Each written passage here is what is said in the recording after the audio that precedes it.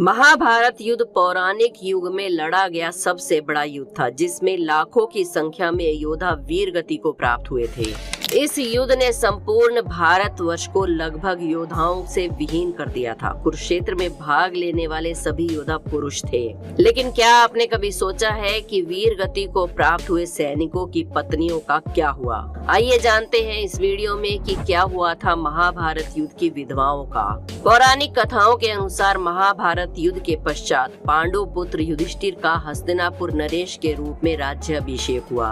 इसके बाद पांचों पांडव राजकाज के साथ अपने ज्येष्ठ पिता धृतराष्ट्र, बड़ी माता गांधारी और अपनी माता कुंती की दिन रात सेवा किया करते थे। पांडवों की सेवा से धृतराष्ट्र और गांधारी धीरे धीरे अपने पुत्रों के शोक से बाहर आने लगे। इसी तरह 15 वर्ष बीत गए। एक दिन धृतराष्ट्र ने युधिष्ठिर से कहा कि वो अपना बचा हुआ जीवन जंगल में आश्रम में रहकर बिताना चाहते हैं। वो अब महलों की जिंदगी को छोड़कर वन में कुटिया में साधारण तरीके से अपना शेष जीवन बिताना चाहते हैं। अपने ज्येष्ठ पिता की बातों से युधिष्ठिर दुखी तो हुए, लेकिन उनकी इच्छा का सम्मान करते हुए वन में आश्रम में रहने के लिए उनके लिए व्यवस्था करवा दी।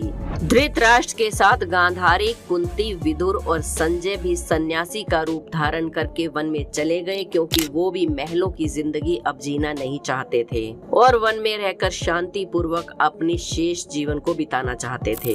इसके बाद पांचों पांडव हर समय अपनी प्रजा की सेवा में लग गए। पांडवों की सेना से हस्तिनापुर की प्रजा बहुत ही खुशहाल थी, लेकिन युद्ध में विधवा हुई स्त्रियां अभी भी इस शोक से उभर नहीं पाई थी और वो अक्सर रोया करती थी। कुछ दिनों के बाद एक दिन पांडवों में से छोटे भाई सहदेव को कुंती माता की याद आई और उनसे मिलने की इच्छा हुई। सहदेव ने अपनी इच्छा को अपने बाकी चारों पांडवों भाइयों के सामने रखा। सहदेव की बातें सुनकर उसके भाइयों के मन में भी अपनी माता कुंती से मिलने की इच्छा जागृत हो उठी। ये देखकर हस्तिनापुर नरेश युधिष्ठिर ने वन में जाने के लिए आवश्यक तैयारियां करने का आदेश दे दिया।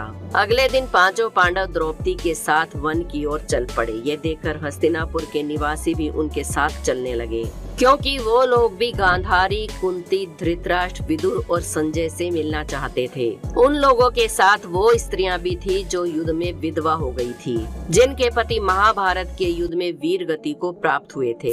वन में पहुंचकर पांडव उस आश्रम में गए जहां वो सभी निवास कर रहे थे। बाकी के हस्तिनापुर निवासी उसी आश्रम के आसपास निवास करने लगे। कुछ दिनों के बाद एक दिन महर्षि वेदव्यास उस आश्रम में पांडवों से मिलने आए। महर्षि वेदव्यास ने देखा कि हस्तिनापुर के सभी निवासी जो कि युद्ध में मारे गए थे, उनके परिजन शोक में डूबे रहते हैं। ये देखकर महर्षि वेदव्यास ने सभी से कहा कि आप लोग युद्ध में वीर गति को प्राप्त हुए अपने परिजनों का शोक मत कीजिए। वो सभी स्वर्ग में या फिर अपने अपने दूसरे लोकों में सुख पूर्वक निवास कर रहे हैं। उन लोगों को अपने कर्मों के हिसाब से जो भी लोग मिले हैं वो उसमें प्रसन्न हैं। महर्षि वेदव्यास के समझाने पर भी जब लोगों का शोक दूर नहीं हुआ, तो महर्षि वेदव्यास ने सभी से कहा कि अगर आप लोग मेरे द्वारा कही बातों पर विश्वास नहीं करते हैं तो आज रात आप सभी को आपके परिजनों से मैं मिलवा दूंगा। ये सुनकर पांडवों सहित सभी के चेहरे पर हल्की सी मुस्कान उभर आई। उस आश्रम के आसपास जो भी हस्तिनापुर निवासी निवास कर रहे थे, वो सब गंगा नदी के तट पर आ गए। शाम को सूर्य अस्त होने से पहले महर्षि वेदव्यास सभी को लेकर गंगा तट पर पहुँचे। फिर सूर्य अस्त के बाद उन्होंने अपने तपोबल से महाभारत युद्ध में मारे गए सभी योद्धाओं का आह्वान किया। महर्षि के आह्वान से सभी योद्धा एक एक करके गंगा जल से बाहर निकलने लगे। अपने मृत जनों को सामने खड़ा देखकर पांडव सहित हस्तिनापुर के सभी निवासी खुश हो गए। फिर सभी ने अपने परिजनों से बात की। तब जाकर उन्हें विश्वास हुआ कि उनके अपने मृत्यु लोक के सभी कष्टों से मुक्ति पाकर अपने अपने लोकों में प्रसन्नता पूर्वक निवास कर रहे हैं। उसके बाद सभी के मन में जो अपने परिजनों के लिए शोक था वो समाप्त हो गया। कुछ समय के बाद युद्ध में मारे गए योद्धा एक एक करके गंगा जल में डुबकी लगाकर अदृश्य होने लगे।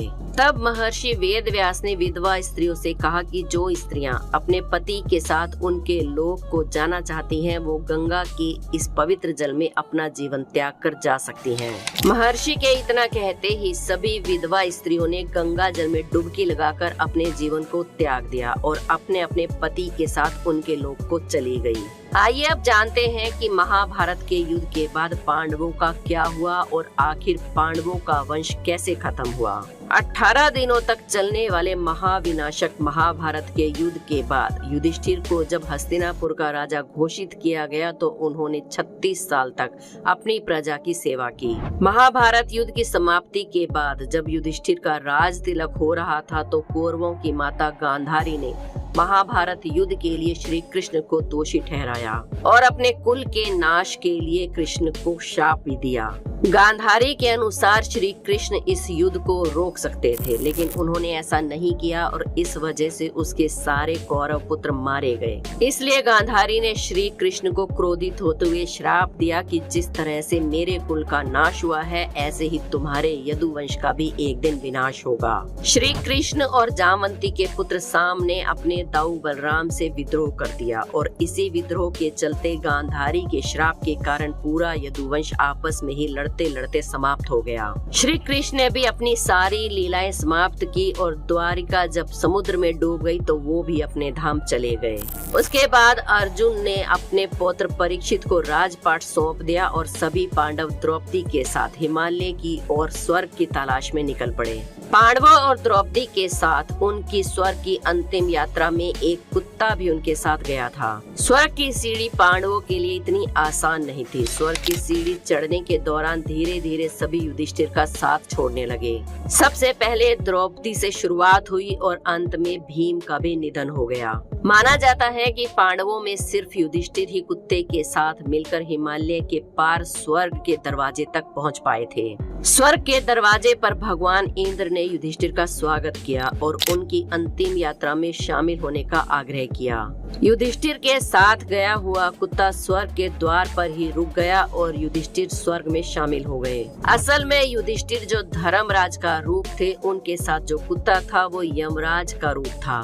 इसीलिए वो स्वर्ग में जाकर अपने असली रूप में आ गया और युधिष्ठिर की सेवा में वही स्वर्ग के द्वार पर ही रुक गया। युधिष्ठिर ने जब द्रौपदी और अपने बाकी भाइयों को नर्क में देखा तो उन्हें बहुत ही दुख हुआ। फिर भगवान इंद्र कहने लगे कि अपने कर्मों की सजा भुगतने के बाद ये लोग जल्दी ही स्वर्ग में शामिल हो जाएंगे। इस तरह से पांडवों, कर्ण और धृतराष्ट्र के पुत्रों का फिर से स्वर्ग में मिलन हो गया और द्वापर युग का अंत हो गया। इसके बाद शुरुआत हुई कलयुग की, जहाँ पर आप और हम अभी भी जी रहे हैं और इसका अंत अभी भी होना बाकी है।